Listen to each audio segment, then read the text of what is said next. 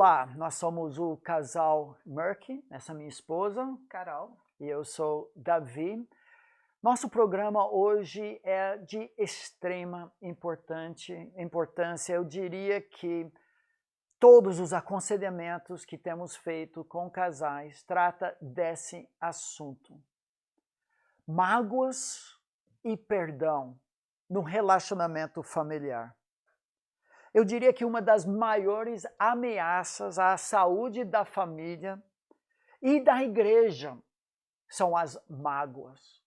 O que nós podemos considerar ira crônica, guardada e que afasta pessoas que outrora eram íntimas. Dizem que mágoas só se sentem com pessoas outrora amigas, íntimas. Eu ouço de uma chacina no Rio de Janeiro, talvez um ato terrorista em Kuwait, Arábia Saudita. Eu não perco o sono, posso ficar indignado pela injustiça social e tudo isso.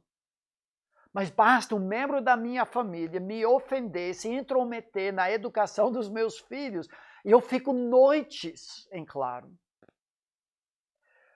Certa vez alguém disse que guardar mágoas é como alguém tomar veneno, cruzar os braços e esperar que o inimigo morra, mas quem morre não é o inimigo, é você. Agora, diferente de muitos que tratam de perdão, graça, nós não vamos tratar de uma forma egoísta. Não, você precisa perdoar a bem de si mesmo, para não criar úlcera, passar mal, ter insônia, não. Nós perdoamos porque nós primeiro fomos perdoados uma infinitude de pecados em nossas vidas. Só que a realidade, como já estudamos desde Gênesis capítulo 3, é que todo relacionamento entre pecadores é como dois porcos espinhos na mesma toca numa noite fria. Como já tratamos, quanto mais perto você chega, mais alfinetadas você leva. Nós precisamos aprender uma maneira, quando recebemos ou damos as alfinetadas, como que o bálsamo de perdão pode sarar as feridas causadas em muitas áreas. Sim, situações comuns em que precisamos perdoar.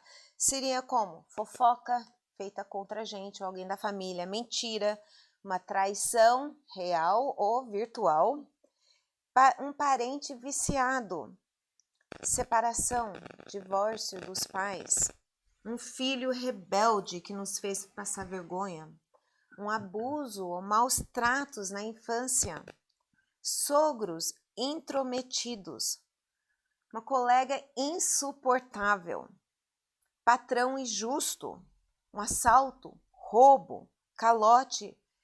Como perdoar situações assim?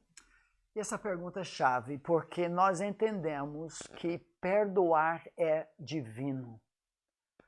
Perdoar diante de algumas dessas ofensas e tantas outras exige uma transformação do meu coração de forma tão sobrenatural, porque o normal, o natural é guardar rancor, guardar mágoas, tomar o veneno do não perdão.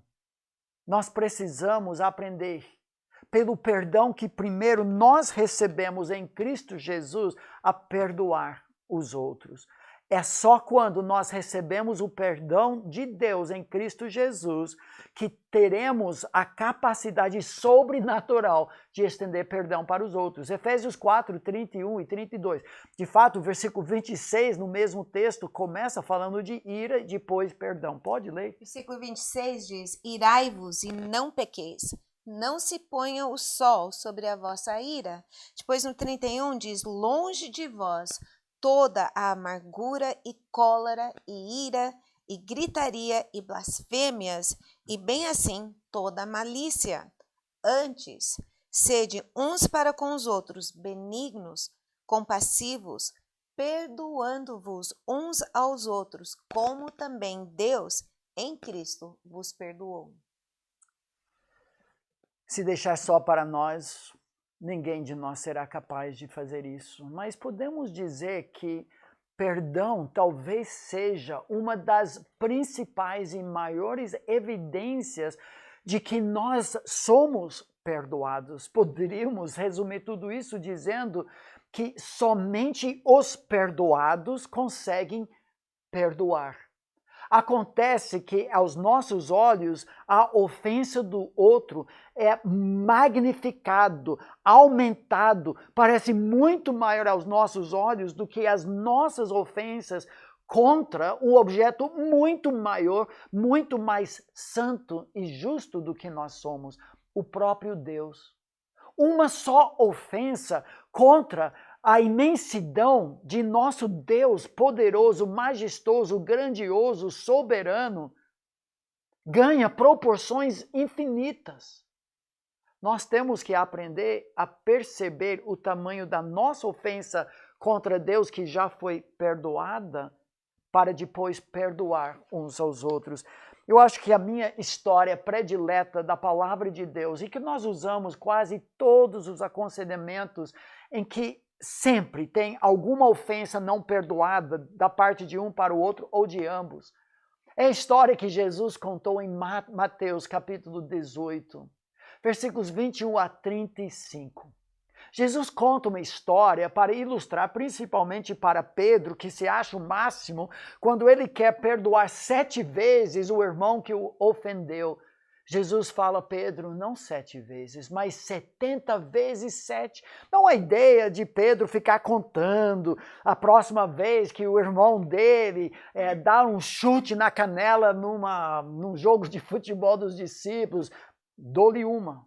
Dou-lhe 2, 7 anos depois, dou-lhe 489 e agora dou-lhe 490, 70 vezes 7, pau! Não. Jesus diz, Pedro, se você está contando as ofensas, você não está perdoando as ofensas. E Jesus conta a história de um servo de um grande rei que representa Deus em Mateus 18, que devia o valor de 10.000 talentos. Agora, 10.000 de qualquer coisa é muita coisa, mas normalmente o talento foi uma dívida internacional, o peso em ouro, às vezes em prata, mas normalmente de ouro. Se fosse hoje, essa dívida seria no valor de mais ou menos 52 bilhões de reais, que o servo devia ao rei. Mas ao pleitear clemência, perdão, o rei perdoa completamente aquele servo. Só que o servo, desconfiado, parece que nunca abraçou o perdão, sai da presença do rei, encontra o seu conservo que lhe devia o equivalente de 100 dias de trabalho. Uma dívida significativa, mas em comparação era nada. 100 denários, o equivalente do salário de um soldado romano de 100 dias de trabalho. Só que em vez de perdoar a dívida do outro, saindo da presença do rei, 52 bilhões de reais perdoado, ele sufoca e exige o pagamento. Quem sabe para se prevenir. Se o rei no próximo dia mudasse de ideia, pedisse que ele voltasse, pagasse, pelo menos ele tem alguma coisa. É um absurdo fazer isso. E Jesus conta essa história para ilustrar para nós: a quem muito é perdoado precisa perdoar muito. A nossa ofensa contra nosso rei é infinitamente maior, até mesmo de uma traição conjugal. Pegar um marido na pornografia, um cunhado que leva a maior parte da herança do que lhe é devido. Tantas e tantas outras ofensas que já mencionamos. Se eu não compreender o tamanho da minha dívida perante o rei, o quanto esse rei me perdoou, então a minha tentação será de superestimar a dívida que os outros têm para comigo, e eu serei muito relutante em perdoar a dívida deles. Agora, há muitos poréns num estudo sobre perdão. Não temos como tratar de tudo isso, temos feito isso em outros lugares, inclusive no nosso site, Palavra e Família, programas de rádio que temos gravado, mas vamos lembrar, perdoar não significa uma emoção, mas uma decisão. O fato de não sentir algo não significa que você não perdoou. Primeiro vem um ato decisivo, uma decisão que precede a emoção. Perdoar também não significa esquecer. Talvez você nunca esqueça aquilo, mas você decide não tratar conforme a ofensa. Isso que Deus faz com nossas iniquidades. Ele não deixa de ser onisciente, mas ele decide não nos tratar conforme as nossas ofensas. Também perdão, nós precisamos lembrar, é um processo. O perdão exige a renovação da mente, as coisas vão voltar, a adrenalina vai cursar de novo e cada vez nós temos que relembrar, eu sou um perdoado, minha ofensa contra Deus é infinitamente maior, eu já decidi perdoar e não tratar aquela pessoa conforme a sua ofensa. O perdão significa viver em paz com a outra pessoa, quanto depende de nós, como diz em Romanos 12:18, se possível, quanto depender de vós, tende paz com todos os homens. Faça o que você puder. O que não depende de você é a reação da outra pessoa, mas você viva em paz. E às vezes isso significa pedir perdão, como Jesus também falou no livro de Mateus, deixar diante do altar seu presente, pedir perdão, mas às vezes a outra pessoa não quer, você fez a sua parte, viva em paz. Agora temos que lembrar que o fato de estender perdão não necessariamente significa reatar a relação. Há situações de abuso, de maltrato, em que não pode haver uma reaproximação das pessoas. O perdão foi estendido, mas há cuidados, especialmente por parte de pais e outros que têm a necessidade de proteger o outro. Meu amigo, grande graça recebida exige grande graça estendida.